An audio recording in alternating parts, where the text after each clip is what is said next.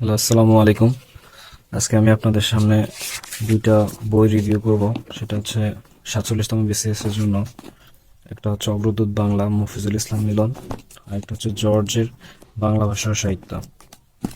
তো সেই ক্ষেত্রে আমি প্রথমে অগ্রদূত বাংলা বইটাকে রিভিউ করতেছি। তো বইটি যাদের জন্য প্রযোজ্য, যারা মূলত বিসিএস প্রিলিমিনারি ও লিখিত পরীক্ষা দিবে, সরকারি বেসরকারি ব্যাংক নিয়োগ পরীক্ষা, মাধ্যমিক ও প্রাথমিক সহকারী শিক্ষক নিয়োগ পরীক্ষা, বিশ্ববিদ্যালয় ভর্তি পরীক্ষা প্রবৃত্তি ছাত্রছাত্রীদের জন্য এই বইটি প্রযোজ্য। তো মফিজুল ইসলাম মিলন হচ্ছেন 33তম বিসিএস এর সাধারণ শিক্ষা ক্যাডারের একজন শিক্ষক, প্রভাষক, বাংলা, আজিমপুর সরকারি girls school and college, Dhaka.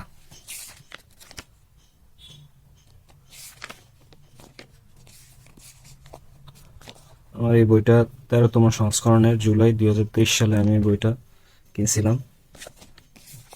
কিন্তু এই বইটা আমার ওরকম একটা পড়া হয় নাই।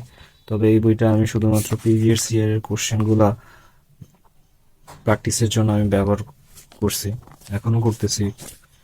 তো এই বইটা আসলে এটার ক্যারেক্টারিস্টিক্সটা কেমন সেটা আমি আপনাদের সাথে শেয়ার করতেছি। প্রথমে এই বইটার সূচিপত্র দেওয়া আছে। প্রথমে বাংলা সাহিত্য, প্রাচীন যুগ, মধ্যযুগ, কোন কোন টপিকটা কোন কোন পৃষ্ঠায় সেটা প্রথমে দেওয়া আছে, আধুনিক যুগ, এরকম করে বাংলা ভাষা ও ব্যাকরণ। তো কোন টপিকটা বিসিএস এ আসবে, কোন টপিকটা প্রাইমারিতে আসবে, আমি আবার সেইগুলা কলম দিয়ে দাগিয়ে রাখছি, যাতে আমার খুঁজে বের করতে সহজ হয়।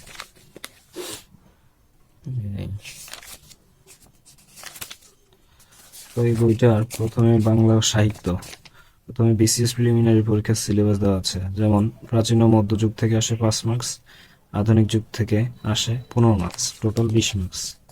টোটাল 20 মার্কসের মধ্যে এখানে কি দেওয়া আছে, বাংলা ভাষার কুলজি।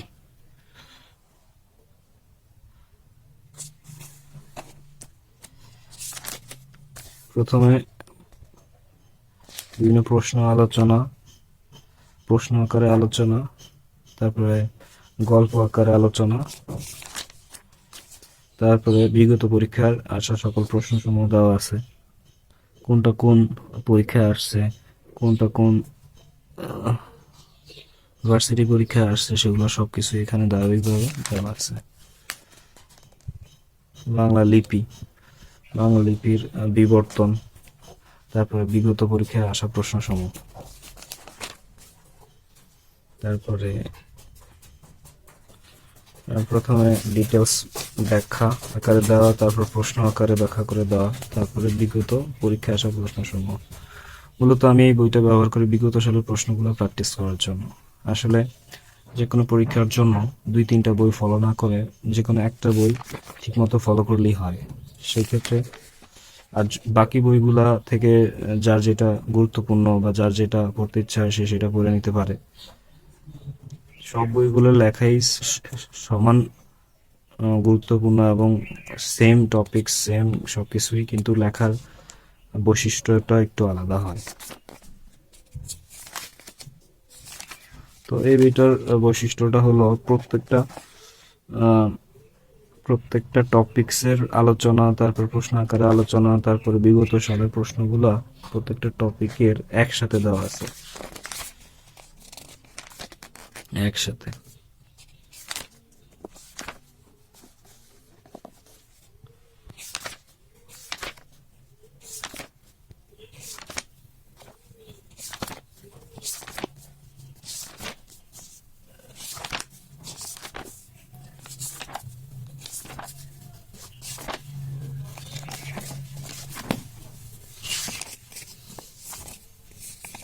সবার শেষে বিসিএস এর প্রিলিমিনারি কোশ্চেনগুলা দেওয়া আছে, 27তম, 21তম, 18তম, 13তম।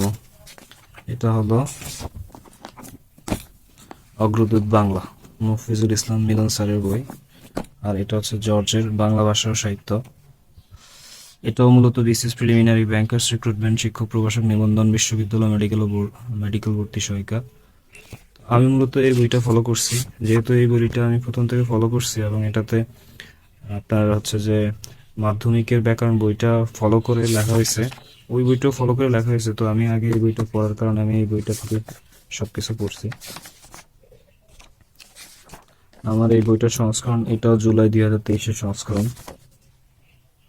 এই বইটার আমার আরেকটা সংস্করণ ছিল কিন্তু জর্জের, কিন্তু ওই বইটাতে মাধ্যমিকের যে ব্যাকরণটা আছে ওইটা আপডেট সংস্করণ ছিল না, তাই আমি আবার নতুন করে এই বইটা নিয়েছিলাম।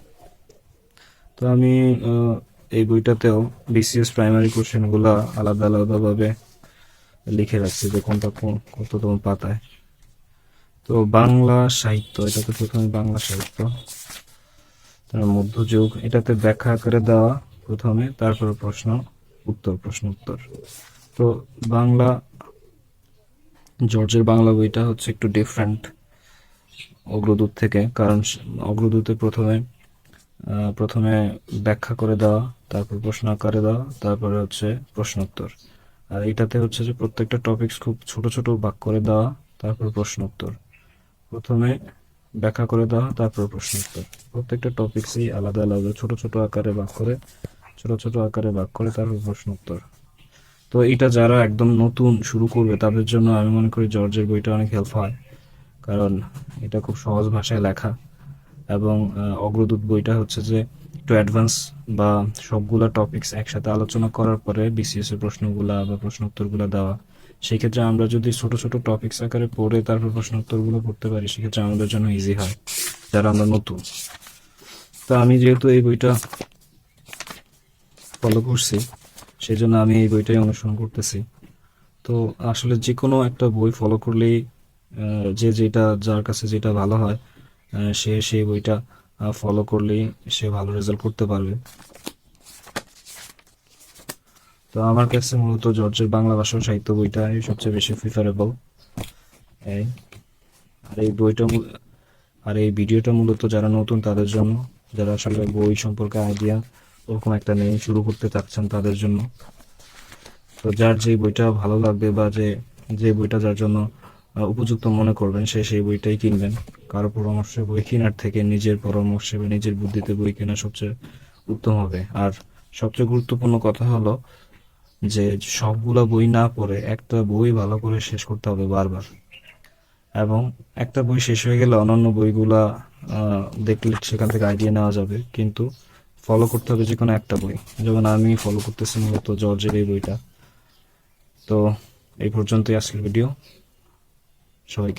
সবাই ভালো থাকবেন।